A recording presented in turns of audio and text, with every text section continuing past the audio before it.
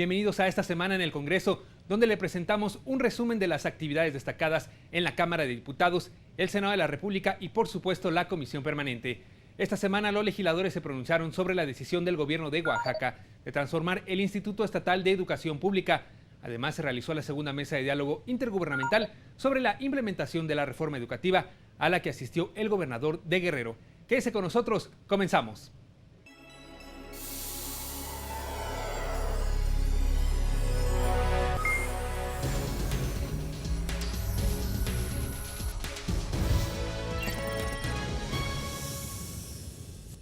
Durante la sesión de la Comisión Permanente del miércoles 22 de julio, se autorizaron licencias a legisladoras y legisladores para separarse de sus funciones parlamentarias.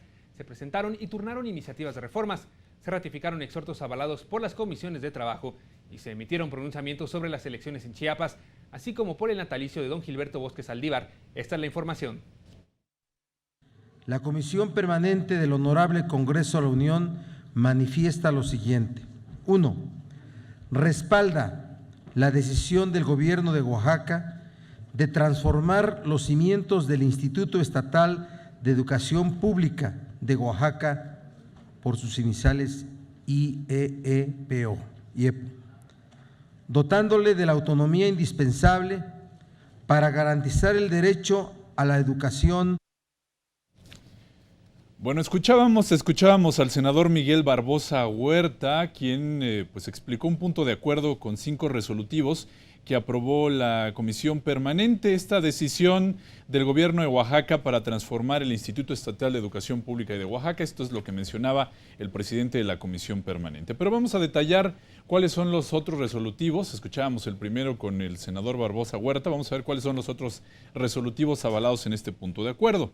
El segundo resolutivo, el Congreso celebra que cambios al IEPO privilegien el mérito de los funcionarios que lo dirigen, prohibiendo de manera expresa que quienes son representantes gremiales sean simultáneamente autoridades. Se señala que el Congreso dará puntual seguimiento a esta decisión y que no afecte los derechos laborales de los docentes.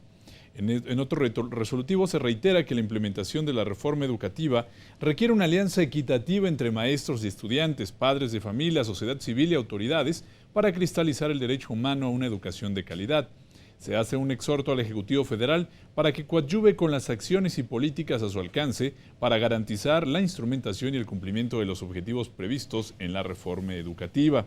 Los retos de la educación exigen no solo enderezamiento institucional, sino también atender los factores adversos en los que enseñan y aprenden los docentes y la infancia mexicana. Este punto de acuerdo con 5 resolutivos fue comunicado después de ser avalado por el Pleno.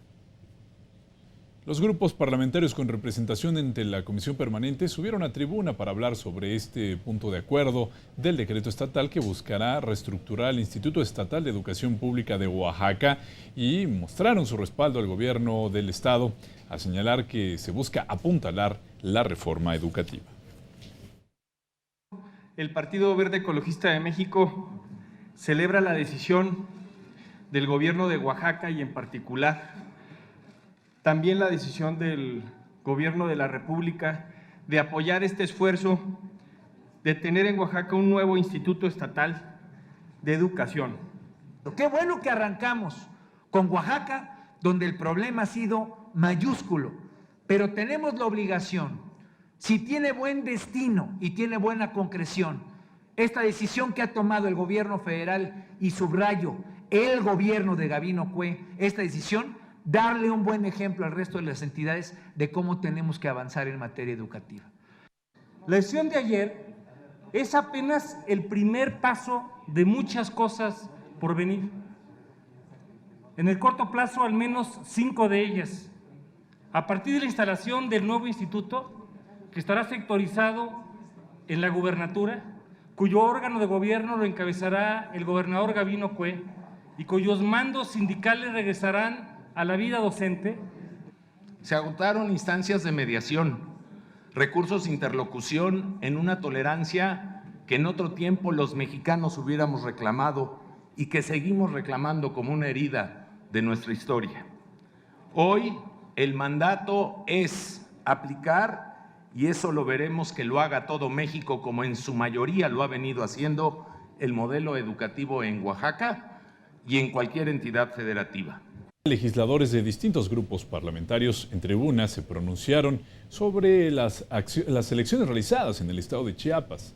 Las y los integrantes de la Comisión Permanente hablaron del proceso y la aplicación de la reforma constitucional en materia político-electoral.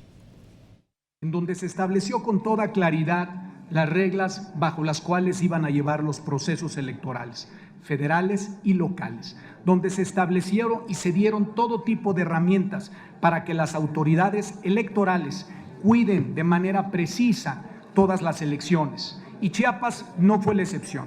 Chiapas fue una elección dentro de la normalidad democrática en donde el voto ciudadano se respetó. No es normal que en Chiapas se hayan registrado el 30% de los observadores electorales de todo el país cuando tenemos solamente el 4% del listado nominal.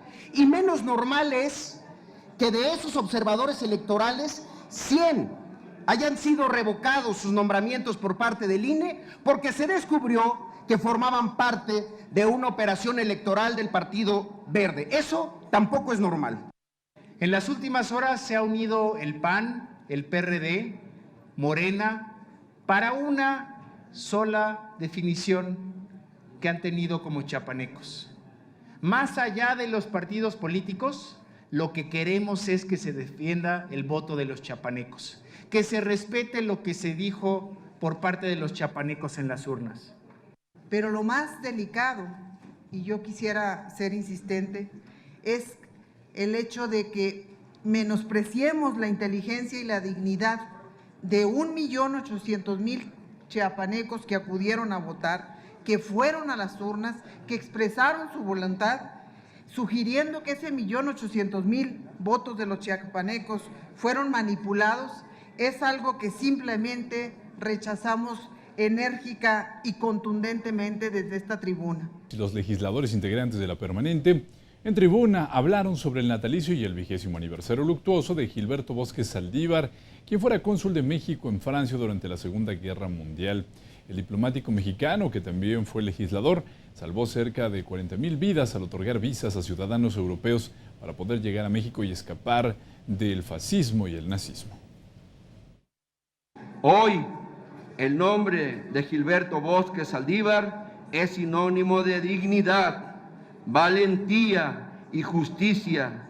Es una evocación a los principios que rigen nuestra relación con el mundo, un ejemplo de lo mucho que puede hacer alguien a favor de sus semejantes, aún en medio de las peores circunstancias.